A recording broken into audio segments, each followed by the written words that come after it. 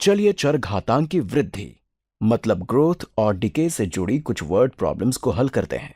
पहले प्रश्न में अगर एक रेडियोधर्मी पदार्थ 3.5% प्रति घंटे की दर से डिके होता है तो 6 घंटे के बाद इस पदार्थ का कितना प्रतिशत बचेगा। चलिए इसे समझने के लिए यहां एक सारणी बनाते हैं और फिर हम इससे एक व्यापक सूत्र बनाने की कोशिश करेंगे जिससे हम किसी भी n घंटों के लिए इसे निकाल सकते हैं। मान लीजिए कि ये बीते हुए घंटे हैं और ये बची हुई प्रतिशत है, तो 0 घंटे बाद कितना प्रतिशत बचेगा। ये अभी तक डिके नहीं हुआ है, इसलिए हमारे पास पूरा 100% बचा हुआ है। 1 घंटे के बाद क्या होगा?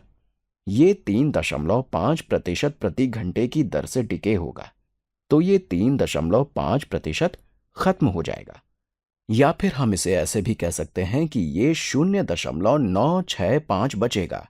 ध्यान दीजिए, अगर हम 1 - 3.5% लें या 100% घटा 3.5% लें, प्रत्येक घंटे में ये इतना कम हो रहा है। ये बराबर 96.5% होगा।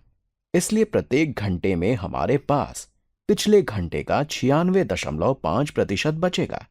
तो 1 घंटे बाद हमारे पास 0 घंटे का 96.5% होगा, यानी 0.965 गुणा 100। अब 2 घंटे बाद क्या होगा? हमारे पास पिछले घंटे का 96.5% बचेगा। हम 3.5% खो चुके हैं, जिसका मतलब यह है कि हमारे पास पिछले घंटे का 96.5% बचा है। तो ये 0.965 गुणा ये 0.965 गुणा 100 होगा। मुझे लगता है कि अब आप इसे समझ सकते हैं। तो पहले घंटे बाद हमारे पास 0.965 की घात 1 गुणा 100 है।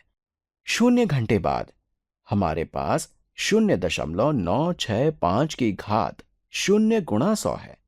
हमने इसे यहां नहीं लिखा है, लेकिन ये 1 गुणा 100 है। दूसरे घंटे बाद हमारे पास 0.965 की घात 2 गुणा 100 है। तो अब इसका व्यापक सूत्र क्या होगा? चलिए हम इसे गहरे रंग से लिखते हैं। n घंटे बाद हमारे पास इस रेडियोधर्मी पदार्थ मतलब रेडियो एक्टिव सब्सटेंस का 0.965 की घात n गुणा 100 बचेगा। कई जगहों पर आप इसे इस तरह भी लिखा देखेंगे, हमारी प्रारंभिक मात्रा गुणा सार्व अनुपात 0.965 की घात n। तो n घंटों बाद हमारे पास कितना पदार्थ बचेगा? अब हम इस बात का उत्तर दे सकते हैं कि 6 घंटों बाद हमारे पास ये कितना पदार्थ बचेगा। हमारे पास 100 गुणा 0.965 की घात 6 बचेगा। इसको निकालने के लिए हम कैलकुलेटर का उपयोग करेंगे। चलिए अपना कैलकुलेटर निकालते हैं। हमारे पास 100 गुणा 0.965 की घात 6 है, जो 80.75 के बराबर होगा। ये सब प्रतिशत में है, तो ये हमारे प्रारंभिक पदार्थ का 80.75% होगा। चलिए अब एक और प्रश्न को हल करते हैं। नादिया फास्ट फूड रेस्टोरेंट के एक चेन की मालकिन है, जिसकी 1999 में 200 दुकानें थीं। यहाँ 8% होना चाहिए। अगर इसकी वार्षिक वृद्धि दर 8% है, तो 2007 में नादिया की कितनी दुकानें होंगी? चलिए यहां भी हम एक सारणी बनाते हैं।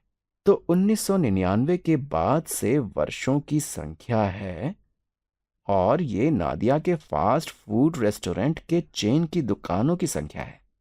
वर्ष 1999 यानी 0 वर्ष बाद वो 200 दुकानें चला रही है। फिर 2000 में मतलब 1 वर्ष बाद दुकानों की संख्या क्या होगी? ये प्रतिवर्ष 8% की दर से बढ़ रही है। तो उसके पास पहले जो दुकानें थीं जमा जो दुकानें पहले थीं, उनका 8% मतलब 1.08 गुणा 200। और आप देख सकते हैं कि इसका सार्व अनुपात कॉमन रेशियो 1.08 है। अगर हम 8% की दर से बढ़ रहे हैं, तो ये 1.08 से गुणा करने के समतुल्य है। आइए इसे स्पष्ट करते हैं। 200 जमा 0.08 गुणा 200, ये 1 × 200 जमा 0.08 × 200 है। तो ये 1.08 × 200 होगा। फिर वर्ष 2001 में क्या होगा? अब ये 1999 के 2 वर्ष बाद है और ये इस संख्या का 8% बढ़ेगा। हम यहाँ 1.08 को इस संख्या से गुणा करेंगे, गुणा 1.08 × 200। मुझे लगता है अब आप इसे समझ गए होंगे। तो 1999 के n वर्षों बाद ये 1.08, चलिए इसको इस तरह लिखते हैं, ये 200 गुणा 1.08 की घात n हो जाएगा। 2 वर्ष बाद ये 1.08 का वर्ग है। 1 वर्ष बाद ये 1.08 की घात 1 है और 0 वर्ष बाद ये 1 × 200 मतलब 1.08 की घात 0 है। तो हमसे पूछा गया है कि 2007 में उसकी कितनी दुकानें होंगी। 2007 1999 से 8 वर्ष बाद आता है, इसलिए यहां पर n बराबर 8 है।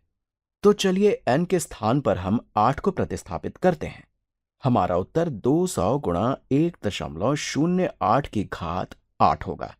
चलिए अपना कैलकुलेटर निकालते हैं और इसका परिकलन करते हैं। हमें 200 गुणा 1.08 की घात 8 को हल करना है। वो 370 दुकानें चला रही होगी और कुछ नई दुकानें खोलने वाली होगी। अगर हम इसे सन्निकट करते हैं तो वो 370 दुकानें चला रही होगी। यहां पर 8% की वृद्धि इतनी ज्यादा नहीं लग रही है, लेकिन केवल 8 वर्षों में उसकी दुकानों की संख्या 200 से बढ़कर 370 तक पहुंच गई है। तो वास्तव में 8 वर्षों बाद केवल 8% की वृद्धि काफी ज्यादा लगती है।